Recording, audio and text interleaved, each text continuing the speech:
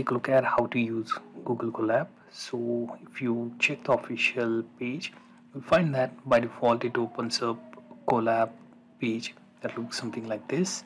Now you can sign in with your Google account, and alternatively if you want to start from scratch, what you can do is log into your Google Drive. Okay, and at the left hand sidebar you will find this new button with plus icon. So simply click on that, and here you see folder, files, and docs, spreadsheet, slide, form, and then there is option for more. And in more you will find that there is Google App Script, Collaboratory, Jamboard. Okay, so we will go with Collaboratory. Okay, now here you see the default notebook that you get with Google Colab. Right now, if you want to add code, this is the text area where it needs to be added, right? And then at the time of execution, this run cell button can be pressed. Right now, at the bottom of screen, you will find that you have option for this particular Colab Pro. Okay, so that you get terminal access. Okay, you can sign up or simply press no thanks. Similarly, there is also option for this you can say command palette that gives you access to various options, right?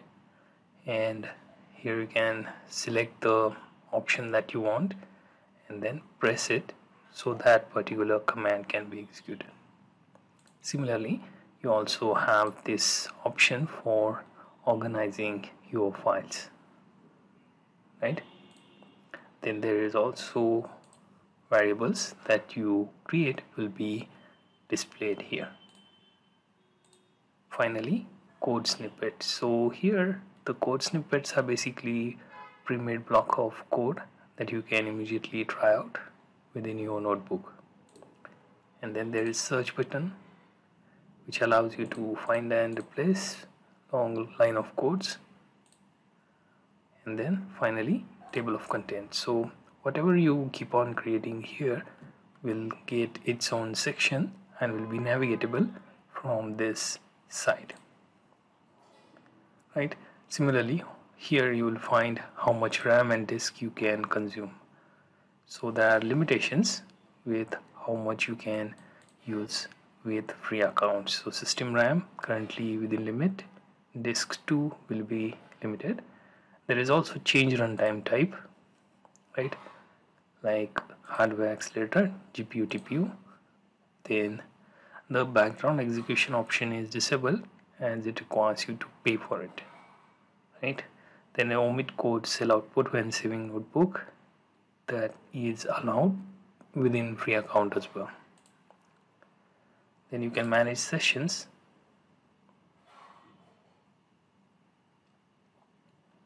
Each session will be stored and displayed here. You can terminate that. As you can see here, 0.81 is used. You can terminate, right? Then finally close this. Now you can also rename your notebook. Let's say I type in example.ipynb.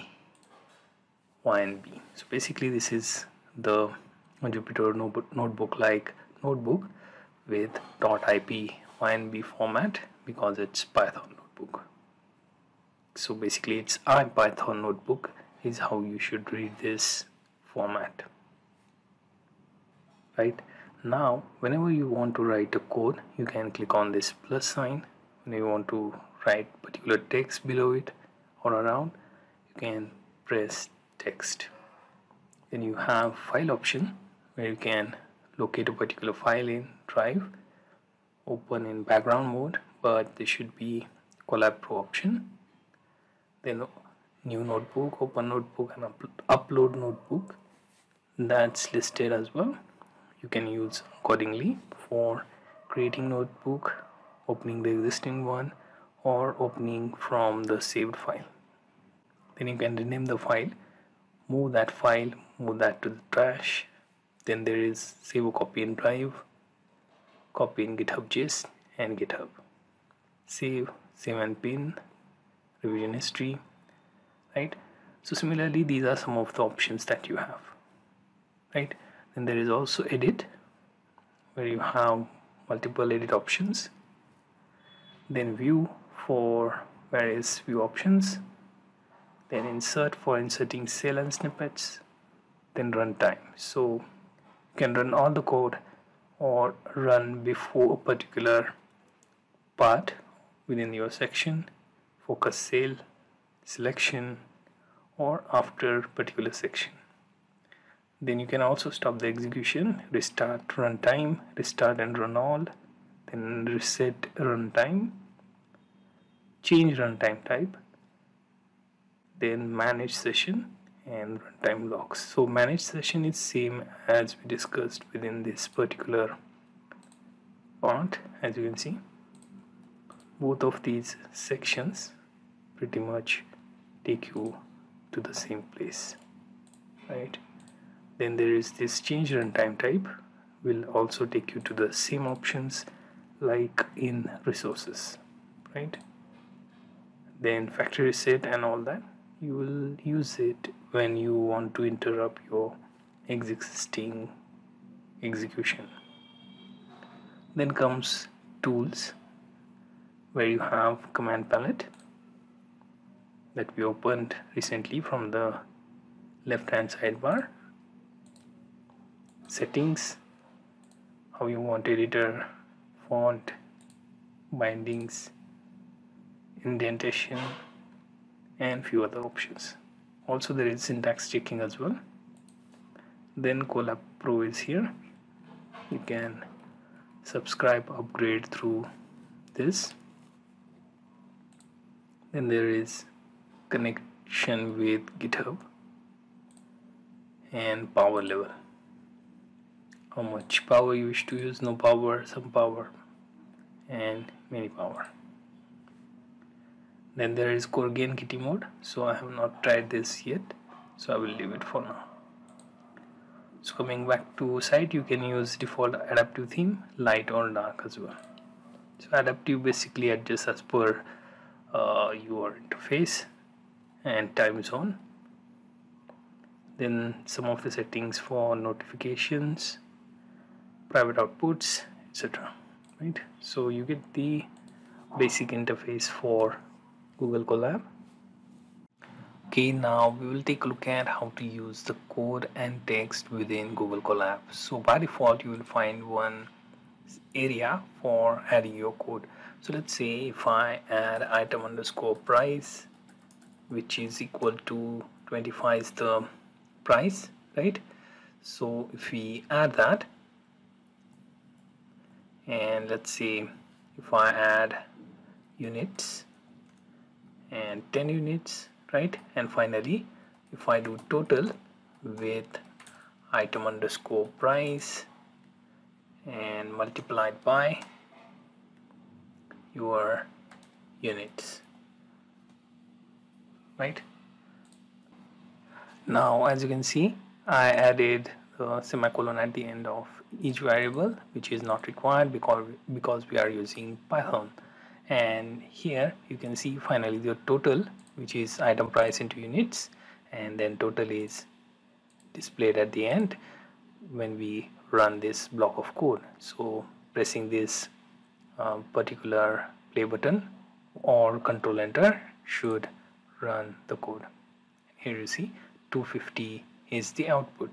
Now this was for your code block, right? Apart from running the Python code, it can also execute some of the mathematical operations as well. So we'll take a look at that part later. Next is our text block. So if I want to write particular text regarding this code, let's say this is a text block that accepts markdown, right? So if I hit enter and then type in, this is a heading, right? Then this is bold, right? And if I select this and use bold, it should be visible on the right hand side that it's there, right? Similarly, we can also add links, also add code, or format it. The code that we don't want to execute but we want users to read, that can be used here. Then there is image, then there is indentation, then ordered list, unordered list, and horizontal rule. So using 3 dots within markdown is also sufficient. Then there are emoticons, and finally reposition markdown preview, which is going to be bottom, or if you want you can use the top, right? And on this side here you see link to sale, you can link this to particular sale. Then there is also move up or move down. So if you move up, it will go above this particular code, right? So if we choose move down, it will go down the block, right? Similarly, you can also add comment. You can edit this and it will open the editor, and then go back for preview. Then you can mirror this particular cell in a tab, and finally you can delete the block. So the delete the block option is available for both the code and text blocks as well. So this is pretty much the fundamentals for using this code block and text block within your Google Colab. Okay, third part that we are going to look at is saving your project in various places. Something like, let's say if I write my notebook and I want to store it, so I will use file, then save a copy in Google Drive. So currently we are within Google Drive, so we can simply save a copy over there. It will be saved automatically, right? And it will show you message notebook copy completed, right? Could not open because pop-ups are blocked. So open in new tab and the copy will be visible. So it will say copy of current example. So if you don't want that, you can go to your Google Drive, and within Google Drive you can find the copy of your existing notebook. Let's say it's copy of example Python notebook, right? So let's go and do another. So file, save a copy as GitHub gist. So if you check this particular dialog box and your username, then password, and hit sign in, it should take you to store all the content of your notebook as a GitHub gist, right? Similarly, you can also do the same with save a copy in GitHub, and again it will ask you to go through username, password, and authenticate before you can store your content within repository, right? So it will say GitHub authentication failed because I didn't proceed with the process, so that message is natural. So now you know how to save the copies of your notebook outside your current Colab environment, and by default you already have save and pin revision, and also check revision history. So if there are any things that are changed, that will be available within revision history. This is especially useful if you are storing within your GitHub repository. Now that you have seen most of the features within your Google Colab, one more feature to look at is share options. So at the right hand top you will find share button. Clicking on it should show you your own option here as owner, and you can add people to this particular notebook. You can also get the link to share with anyone, right? So change to anyone with the link. You can choose whether they should edit, view, or comment. So you can keep it view only and copy the link, right? And finally click done. So that was one sharing option you should look into when you want viewer or commentator or editor for your particular set of Google Colab notebook. Okay, so let's take a look at how you can download your Google Colab code in Python notebook format or Python file. So if you go to your file menu and choose download, you get the option for downloading the Python notebook forum or in form of this Python file with .py extension. So let's go with Python notebook format. We can save it on desktop, and if we check, it should show you the file which we can open through Jupyter Notebook or Visual Studio Code. Here you see your notebook format is possible to be viewed within Visual Studio Code as well, and it will show you the similar options like the one within Google Colab. Similarly, you can also download as a Python file, and that should also be visible in Visual Studio Code. Let's see if I open this. Here you see the things that we have within text block should be part of comment, and rest of the options become the code. So you get the idea how to download your code within Python notebook format or Python file. So let's take a look at few more options, one being the keyboard shortcut. So if you go to tools and select keyboard shortcuts, here you get to change the shortcut for a particular set of options. So once you set those options, you will be able to execute them, right? So for example, let's say Ctrl Alt M would allow you to add a comment, or Ctrl O opens the notebook, right? Similarly, you can set other shortcuts within these empty fields and then save them. Similarly, you will find that editor key bindings set for default. You can change that to Vim or Classic, and then the output for those shortcuts will also change.